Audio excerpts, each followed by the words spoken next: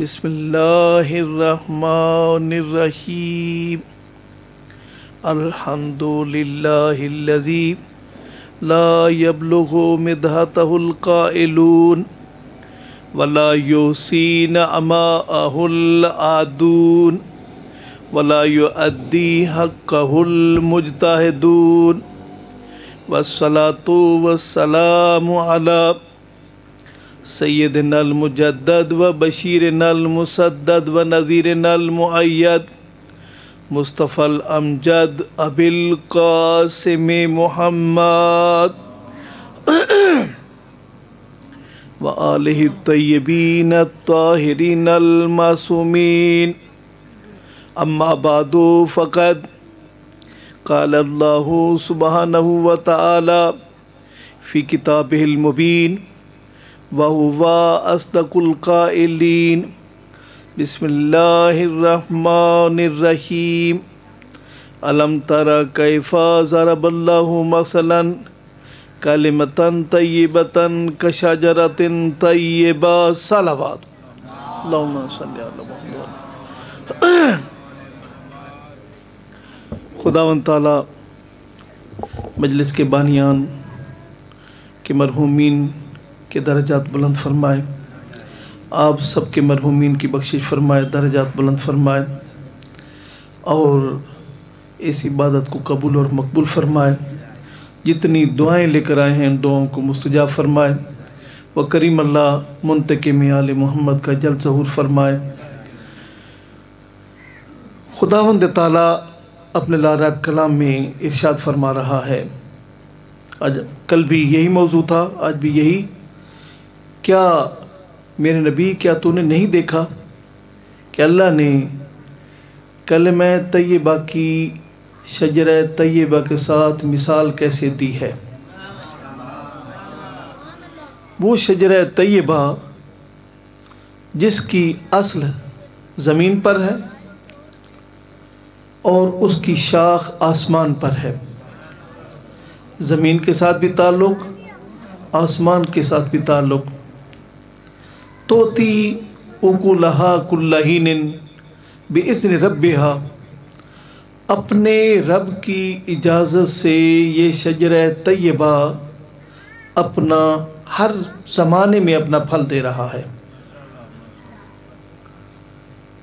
یاد رکھیے ہر چیز کی ایک ضد ہوتی ہے، اور خداوند تعالیٰ نے شجرہ طیبہ کے مقابل دوسری مثال بھی انہی آیات میں دی ہے۔ فرمایا ضرب اللہ مثلا کلمۃ خبیثۃ کلمۃ خبیثہ کشجرۃ خبیثہ لیس نجتثت من الارض لیس لہ القرار، کہ خدا نے شجرہ خبیثہ کی مثال، کلمہ خبیثہ کی مثال شجرہ خبیثہ کے ساتھ دی ہے، اور وہ زمین کے اوپر ہوتا ہے، اسے کوئی قرار نہیں ہے۔ جیسے یہ جڑی بوٹیاں دیکھی ہیں آپ نے، ایک موسم میں اگتی ہیں، بڑی سرسبز معلوم ہوتی ہیں اور اس کے بعد پھر ختم ہو جاتی ہیں۔ تو یاد رکھیے یہ دو شجرے، ان کی ہمیشہ آپس میں جنگ رہی ہے، اور اسی شجرہ خبیثہ کا قرآن مجید میں دوسرا نام شجرہ ملعونہ ہے۔ دعا مانگیں کہ ہمیشہ خداوند تعالی ہمیں شجرہ طیبہ کے ساتھ رکھے۔ اس کی کسی ایک ہستی کو بھی ہم نہیں سمجھ سکتے۔ مثلاً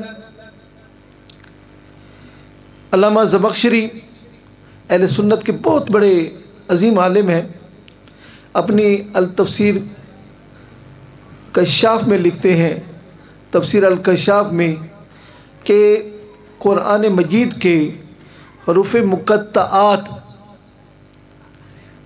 ان کے تکراری حروف کو اگر ہم ہٹا دیں تو یہ باقی 14 حروف بنتے ہیں، اور ان کا ایک جملہ بنتا ہے सिरातो अलीन हक़्क़ुन नुमसिकुहु, राह अली हक है, हम उसी को थामे हुए हैं।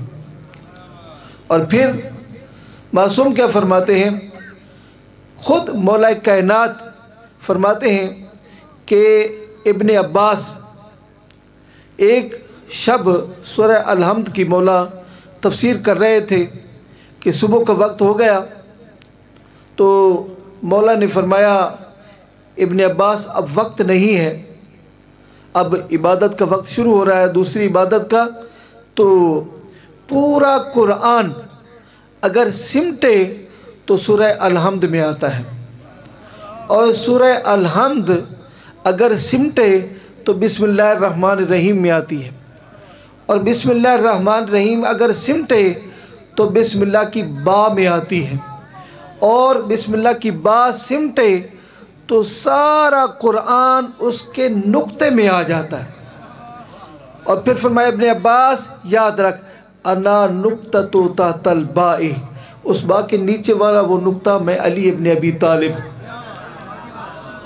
और फिर यही वजह है कि अल्लाह के रसूल वही कि मिस्दाक रसूल ने फरमाया कि अलीउन मा अल कुरान वल कुरान मा अलीन।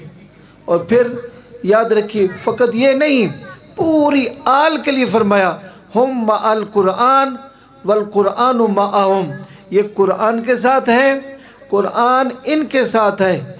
ला युफारिकुहुम वला युफारिकुनहु, न कुरान इनसे जुदा है न ये कुरान से जुदा है।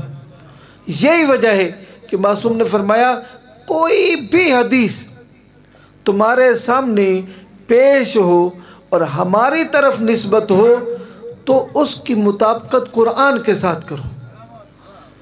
फरमाया क्यों?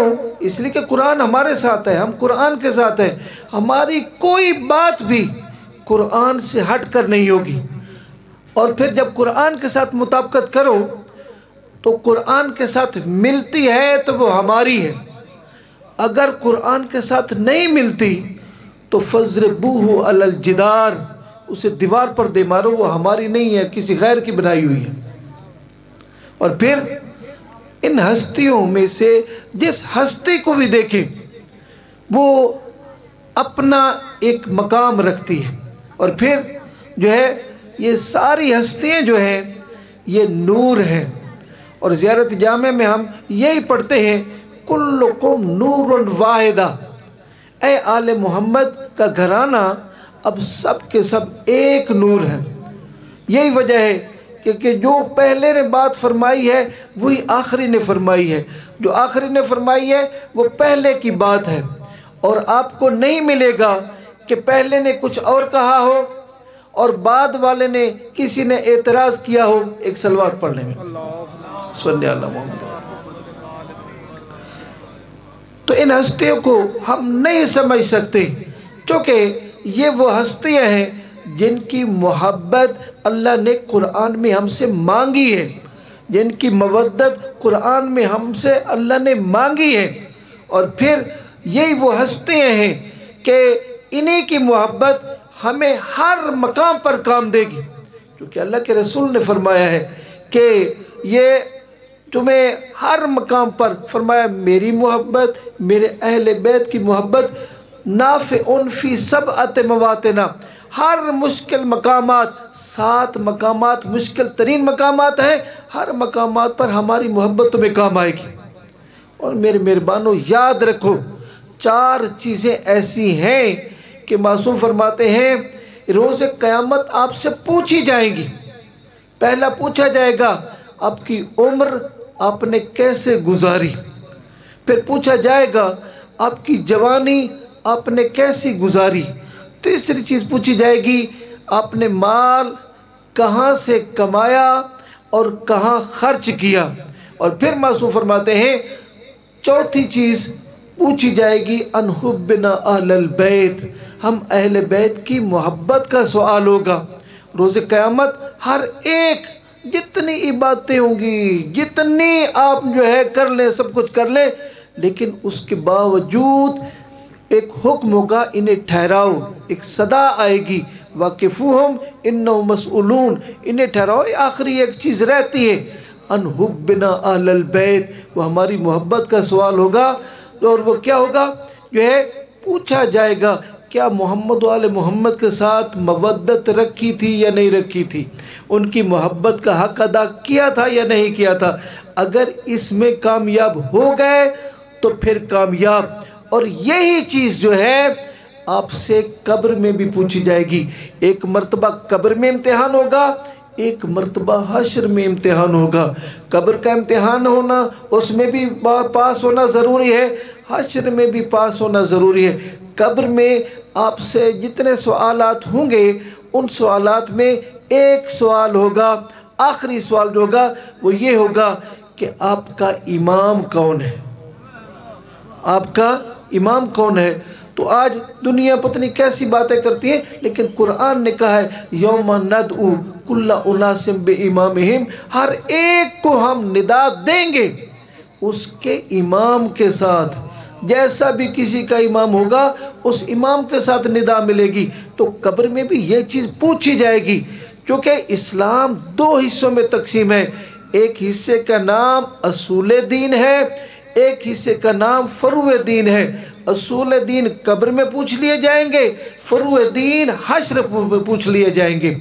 और अगर पहले इम्तिहान में कामयाब तो फिर अल्लाह के रसूल के फरमान के मुताबिक अल कब्र रौज़तुम मिन रियाज़िल जन्ना, ये कब्र आपकी जन्नत के बागात में से एक बाग बन जाएगी। और फिर क़यामत तक ये आपके लिए बाग होगी। और बाग में जो जो होता है आप जानते हैं, हर किस्म के समरात, हर किस्म की नेमात। अगर आले मोहम्मद से यहाँ दूरी थी तो फिर याद रखिए यही कब्र हुफ़रतुम मिन हुफ़रिन नार, जहन्नम के गढ़ों में से एक गढ़ा बन जाएगी और क़यामत तक फिर ये गढ़ा रहेगी। तो लिहाजा जितना हो सकता है हमें चाहिए कि हमारी जो है ये दोनों इबादतें दीन के दोनों हिस्से मुकम्मल हों। असूल दीन भी मुकम्मल होना चाहिए, फरूए दीन भी मुकम्मल होना चाहिए।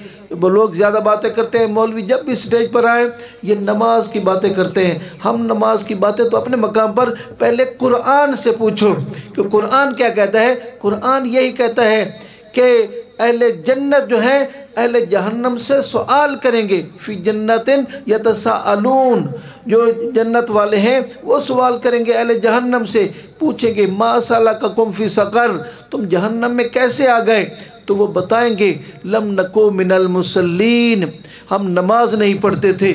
मौलवी स्टेज पर अगर बताते हैं तो पहले वह अल्लाह ने बताया है, अल्लाह ने फरमाया तो मौलवी बताते हैं लम नको मिनल मुसल्लीन, लम नको नुतइमुल मिस्कीन, कुन्ना नखूज़ो मअल खाइज़ीन, कुन्ना नुकज़्ज़िबु बियौमिद्दीन, हम लोगों का मजाक उड़ाते थे, हम जो है हम नमाज नहीं पढ़ते थे, हम मिस्कीनों को खाना नहीं खिलाते थे, हम लोगों का मजाक उड़ाते थे, हम क़यामत के दिन को भी झुठलाते थे। याद रखिए ये क़यामत के दिन का हिसाब व किताब है। तो ये मजालिस भी कराते हैं, ये नमाज़ें भी पढ़ाते हैं, ये खैरात भी कराते हैं। क्यों करते हैं? इसलिए कि उस दिन हमें नजात मिल जाए। और फिर याद ये रखिए कि अल्लाह के रसूल ने हमारी निजात का इंतज़ाम दो चीज़ों में किया। पहले तो अल्लाह के रसूल ने मांगा, अल्लाह के रसूल ने फरमाया कलम दवा दो मुझे, मैं तुम्हारे लिए कुछ लिख के दूँ ताकि मेरे बाद गुमराह ना हो जाऊँ। तो उस वक्त एतराज़ किया गया। जब एतराज़ किया गया तो उस वक्त अल्लाह के रसूल ने फरमाया अच्छा कलम दवात नहीं देते हो तो मैं ज़ुबानी बता देता हूँ। क्या फरमाया? इन्नी तारिकुन फ़ीकुम सकलैन किताबल्लाहि व इतरती अहल बैती मा इन तमस्सकतुम बिहिमा लन तज़िल्लु बादी हत्ता यरद अलैयल हौस। फरमाया मैं तुम्हारे दरमियान दो चीज़ें छोड़ के जा रहा हूँ, एक अल्लाह की किताब छोड़ के जा रहा हूँ, एक अपनी इतरत अपने अहले बैत छोड़ के जा रहा हूँ। अगर इन दोनों का दामन थामे रखा, क्यों? इसलिए कि ये कश्ती नजात है। और फिर जो भी कश्ती नजात पर सवार हुआ, नूह अलैहिस्सलाम के साथ आले मोहम्मद को मिसाल दी गई है। नूह अलैहिस्सलाम की कश्ती के साथ जो जो उस कश्ती में कुरान देखे सवार हुए थे वही नजात पा गए थे। अल्लाह के रसूल भी यही फरमा रहे हैं, सैयदुल अंबिया फरमा रहे हैं कि जो इस कश्ती पे सवार हुआ वो नजात पा गया। तो क्या फरमाया کہ اگر ان دونوں کا دامن تھامے رکھو گے کبھی گمراہ نہیں ہوگے. اگر گمراہی سے بچنا ہے اللہ اکبر یا رسول اللہ یا علی اللہم صلی علی محمد و علی محمد.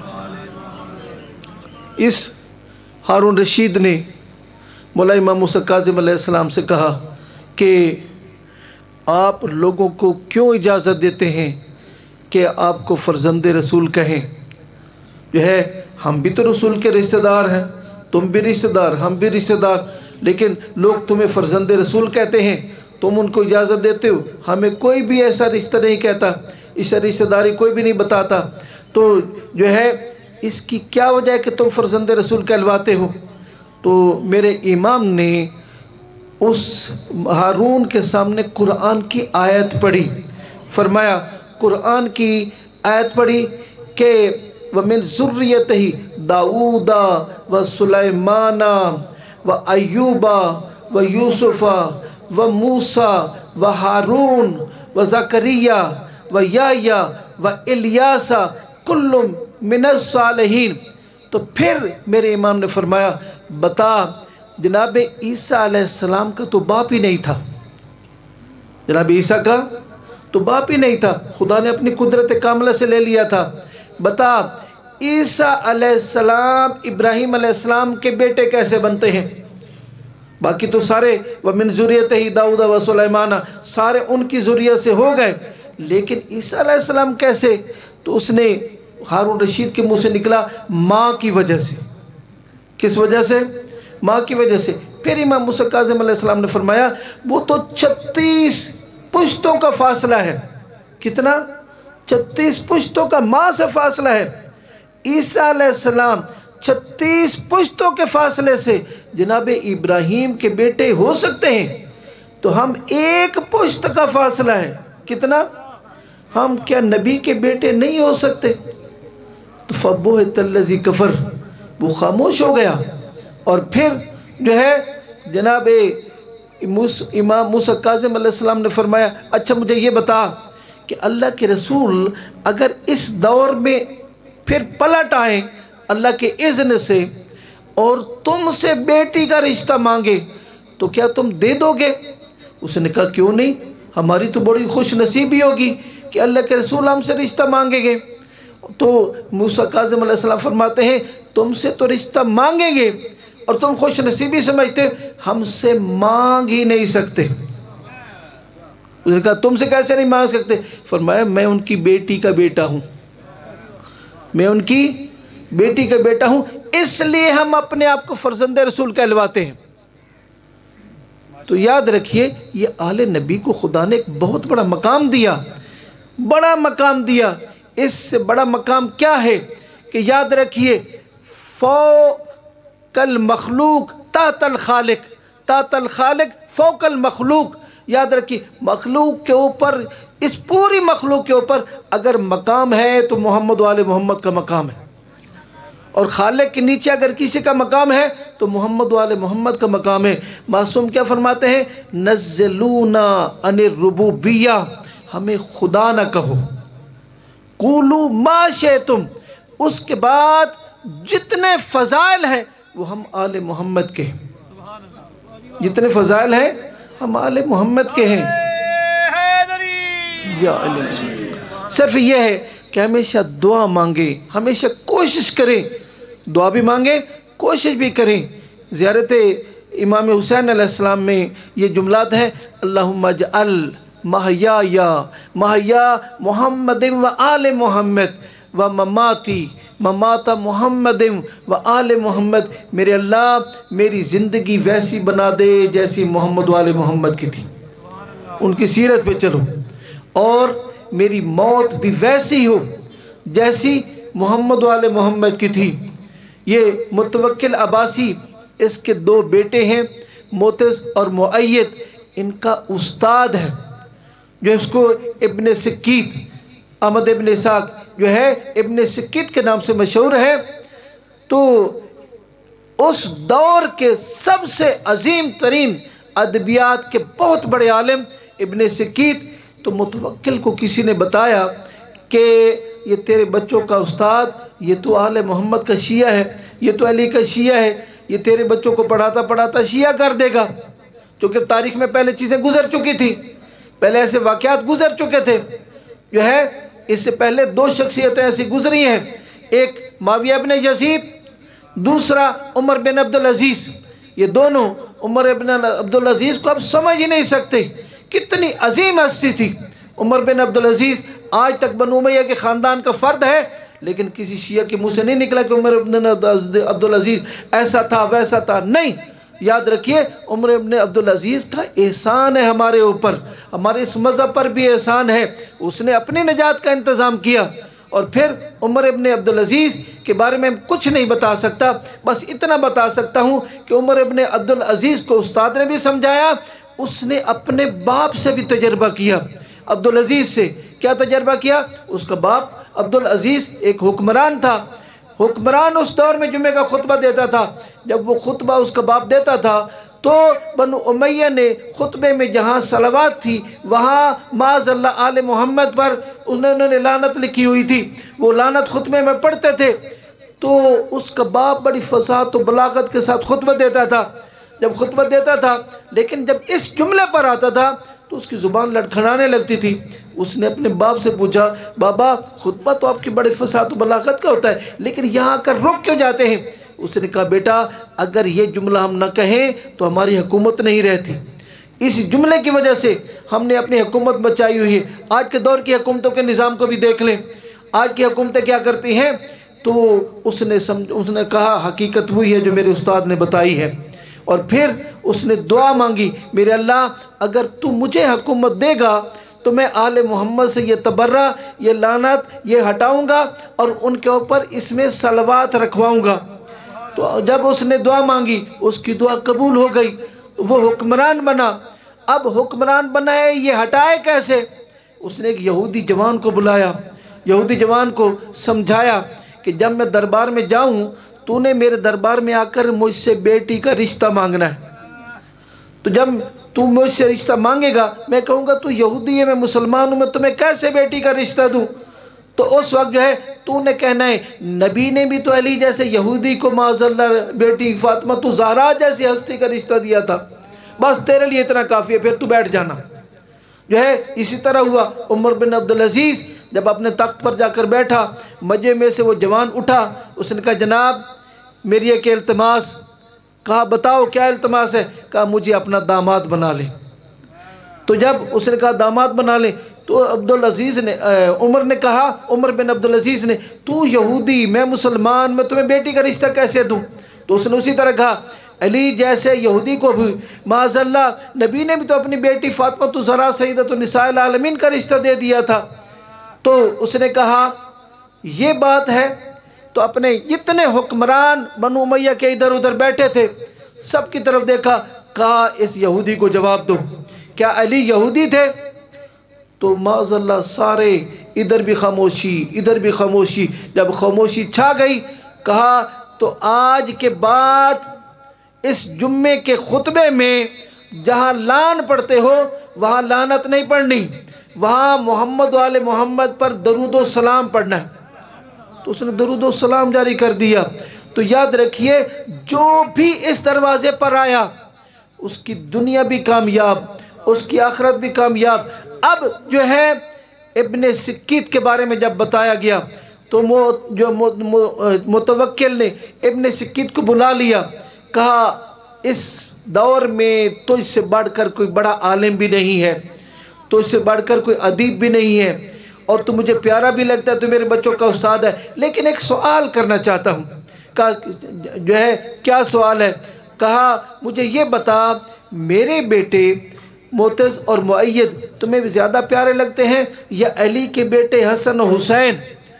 تو یہ سوال بڑا عجیب و غریب تھا. متوکل کا یہ بچوں کا استاد یہ بھی جانتا تھا کہ انجام کیا ہے. اگر کہوں تیرے بیٹے تو پھر جو ہے جنت جاتی ہے، اگر کہوں علی کے بیٹے تو پھر جان جاتی ہے. فوراً فیصلہ کیا جان جاتی ہے تو جائے. لیکن در-ए-आले محمد نہ چھوٹے۔ فوراً سر بلند کر کے کہا امیر دوبارہ سوال کر، دعا کیا پوچھا ہے؟ اس نے پھر پوچھا تو فوراً کہا واللہ ان کمبرا خادم علی افضل منک ومن ابنیک، خدا کی قسم تو پوچھتا ہے کہ علی کے بیٹے حسن حسین، یاد رکھ حسن حسین اپنے مقام پر، ان کا خادم کمبر تجھ سے بھی افضل ہے، تیرے بچوں سے بھی افضل ہے۔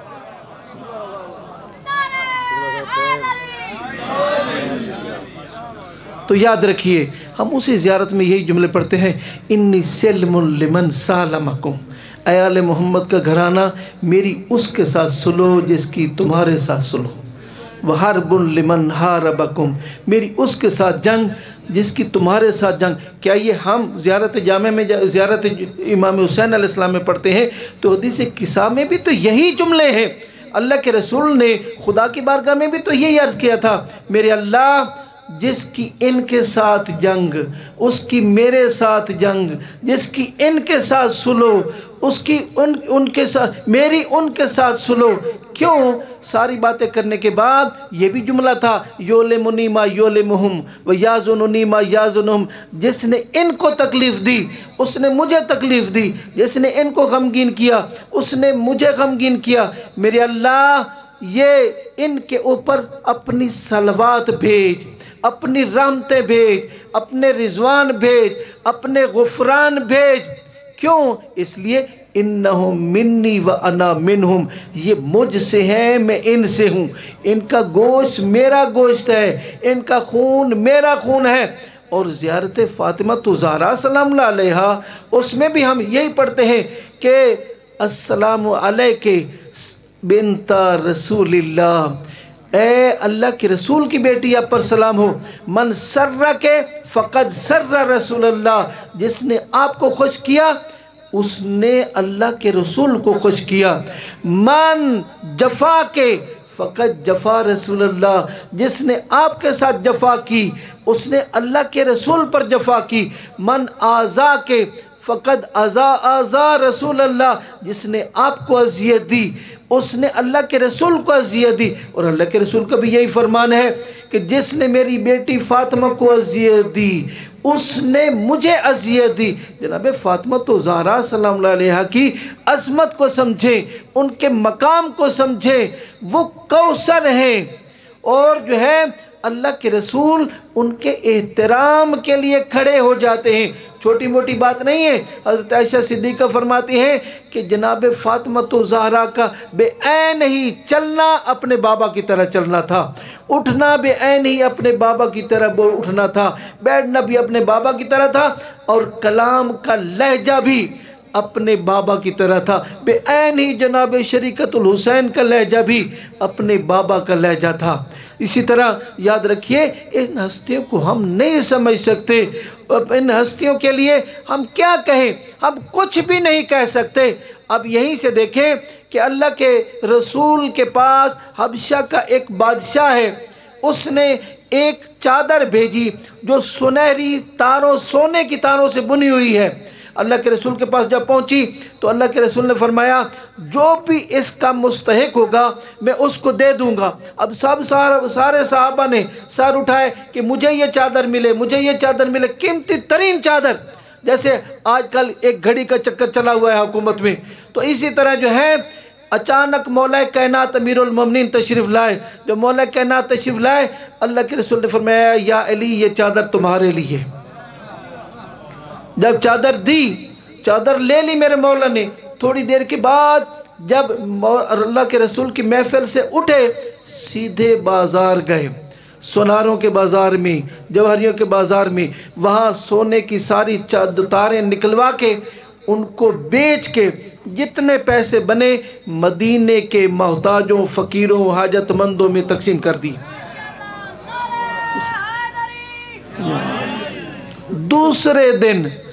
دوسرے دن اب کیا ہے، اللہ کے رسول نے فرمایا یا علی کل آپ کو بہت بڑا جو ہے ایک قیمتی ہدیہ ملیا تھا، آج ہم سارے آپ کے پاس کھانا کھانے کے لیے آئیں گے۔ مولا کا سر بھی چکا ہوا تھا، فرمایا بسم اللہ تشریف لائیں جی۔ جب سارے نماز کے بعد چلے مولا کے گھر، اب مولا کے گھر میں کچھ بھی نہیں تھا۔ جب واپس جو ہے ادھر سے مہمانوں کو بٹھایا، ادھر گھر میں گئے تو ایک تازہ دیگ کھانے کی تیار شدہ بی بی کے پاس پڑی ہے۔ اللہ کے رسول علم نبوت سے سب کچھ جانتے تھے، وہاں سے صحابہ کے پاس سے اٹھے، اپنی بیٹی کے پاس آئے، فرمائے بیٹی یہ کھانا یہاں کا نہیں، یہ کہاں سے آیا ہے؟ تو بیٹی نے بتایا بابا جان یہ اللہ کی طرف سے ہے، ان اللہ یرزق من یشاء بغیر حساب، اللہ جس کو چاہتا ہے بغیر حساب رزق دیتا ہے۔ تو یاد رکھیے اسی طرح مولا کائنات کا ایک باغ بکا، جب باغ بتا جناب سلمان نے سودا کیا، پیسے جب مولا کے پاس آئے فوراً مدینے کے یتیموں مسکینوں کو میں تقسیم ہو گئے، ایک پیسہ بھی نہیں بچا۔ جب مولا گھر میں آئے تو بی بی نے پوچھا آقا سنا ہے آج ہمارا وہ فلاں باغ بکا ہے؟ فرمایا ہاں بکا ہے، تو اس کی رقم کہاں ہے؟ تو میرے مولا نے فرمایا میں نے اللہ کے راستے میں دے دی ہے۔ اگر کوئی ہماری بیوی ہوتی تو فوراً جھگڑا کرتی، کہتی گھر کا پتہ نہیں ہے، گھر کے حالات کا پتہ نہیں ہے، بچوں کی ضروریات کا پتہ نہیں ہے، لیکن وہ کائنات کی سردار تھی۔ قرآن نے ان کو مرج البحرین بردوف فضائل کے سمندر کہا ہے، وہ امیر کائنات کی زوجہ تھی اور رسول کائنات کی بیٹی تھی، فوراً سجدہ شکرانے میں چلی گئی اور کہا میرے اللہ تیرا لاکھ لاکھ شکر ہے، تو نے زہرا کو علی جیسا شوہر عطا کیا۔ یہی وجہ ہے کہ کائنات کے سردار نبی فرماتے ہیں اگر علی نہ ہوتے تو فاطمہ کا کوئی ہم کفر نہ تھا۔ کیوں؟ اس لیے کہ فاطمہ کو علی سمجھتے ہیں، علی کو فاطمہ سمجھتی ہیں، اور پھر یہی وجہ ہے کہ پہلی شب شادی کی جب گزری، صبح کے وقت کائنات کے سردار نبی گئے اپنی بیٹی کے گھر، جب بیٹی کے گھر گئے دیکھا پرانا لباس پہنا ہوا ہے، شادی والا لباس نہیں ہے۔ تو جب شادی والا لباس نہیں ہے تو پوچھا بیٹی وہ شادی والا لباس کہاں گیا؟ تو بیٹی نے عرض کیا بابا رات کو ایک سائلہ آئی تھی اور اس نے اللہ کے نام پر مانگا، میں نے دیکھا اللہ کے نام پر سب سے زیادہ پیاری چیز مجھے اس وقت کون سی ہے؟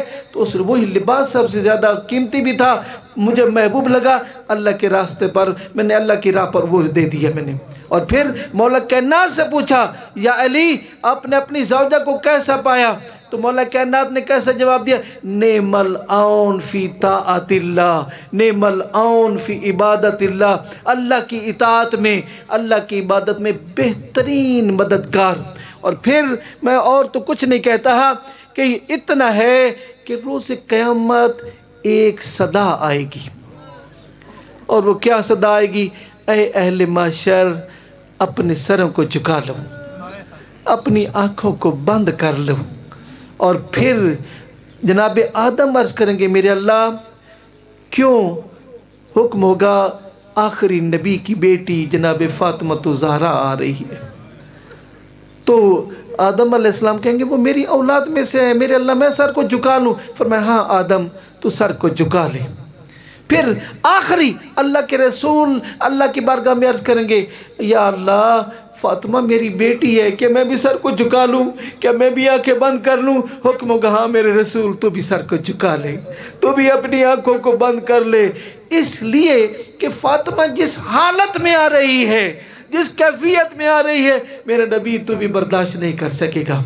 اہل محشر کے سر جھکے ہوئے ہوں گے اور جناب فاطمہ زہرا آئیں گی اپنی سواری پر۔ جب اپنی سواری پر آئیں گی تو اپنے آپ کو سواری سے محشر میں گرا دیں گی اور عرش الہی کا ستون پکڑ لیں گی۔ ہم نہیں سمجھ سکتے جناب فاطمہ زہرا کس طرح آئیں گی۔ کوئی تاریخ بعض اوقات یہ بھی ملتا ہے کبھی اٹھیں گی کبھی بیٹھیں گی، اسی طرح جس طرح امام حسین علیہ السلام کربلا میں لاش علی اکبر پر گئے تھے، ادھر سے علی اکبر کی صدا آئی تھی، آقا حسین کبھی اٹھتے تھے کبھی بیٹھتے تھے، معاشر میں بھی بی بی اسی طرح آئے گی، کبھی اٹھے گی کبھی بیٹھے گی، عرش الہی کا ستون پکڑ کے کہے گی میرے اللہ آج فاطمہ تیری عدالت میں آئی ہے، فاطمہ اپنا مقدمہ لے کے آئی ہے۔ میرے اللہ میرے حسین کا کیا قصور تھا؟ میرے اللہ میرے علی اصغر کا کیا قصور تھا؟ میرے اللہ میری زینب کا کیا قصور تھا؟ ایک قمیض چادر سے نکالیں گی خون آلودہ امام حسین علیہ السلام کا اور کہیں گی میرے اللہ یہ ہے قمیض میرے بیٹے حسین کا، میں اپنے حسین کا مقدمہ لے کر آئی ہوں۔ حکم ہوگا فاطمہ جیسے تو چاہتی ہے ایسے ہی ہو جائے گا۔ جناب فاطمہ عرض کریں گی میرے اللہ جس طرح عاشور کے دن کیفیت تھی میرے بیٹے حسین کی، میرے حسین کو اسی طرح لایا جائے گا، اسی طرح لایا جائے۔ آقا حسین کو جب لایا جائے گا معاشر برداشت نہیں کر سکے گا، گواہ کے طور پر بہنیں آئیں گی۔ اللہ اللہ نت اللہ علیکم بسم اللہ۔